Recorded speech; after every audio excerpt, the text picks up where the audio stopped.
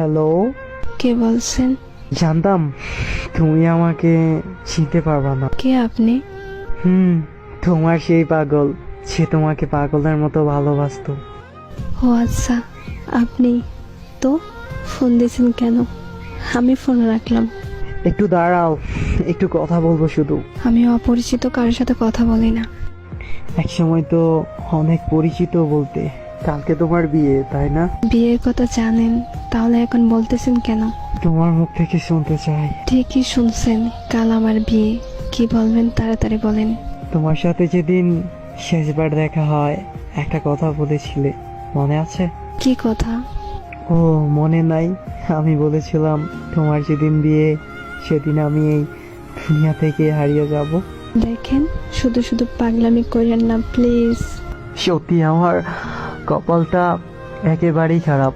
ভাবছিলাম আমার মুখে মৃত্যুর কথা শুনে তুমি বলবে তুমি কি ভাবছো, তুমি কি ভাবছো, তুমি মরে গেলে আমি বেঁচে থাকবো। হ্যাঁ, আর কি বলবো, তুমি তো আমাকে কোনোদিন ভালোই বাসোনি। একা হয়ে গেছি আমি, একেবারে একা। চুপ করেন, এমন করে কেন কথা বলতেছেন? সমস্যা নাই, একটু পর নিশ্চুপ হয়ে যাব। শোনো না, আমার অনেক কষ্ট হচ্ছে। এখন তুমি কোথায় আছো বলো না, প্লিজ বলো কোথায় আছো তুমি।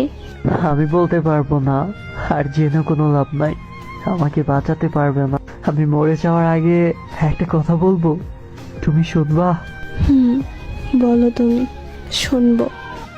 জানো, অনেক স্বপ্ন ছিল তোমারে দিয়া, তোমার কোলে মাথা রাইখা ঘুমাবো। আমার অনেক কষ্ট হচ্ছে, সত্যি অনেক কষ্ট হইতেছে আমার। আমার সময় শেষ, ভালো দেখো তুমি, নিজের খেয়াল রেখো। কোথায় যাবা তুমি? কি হলো, কিছু বলতেছো না কেন? হ্যালো।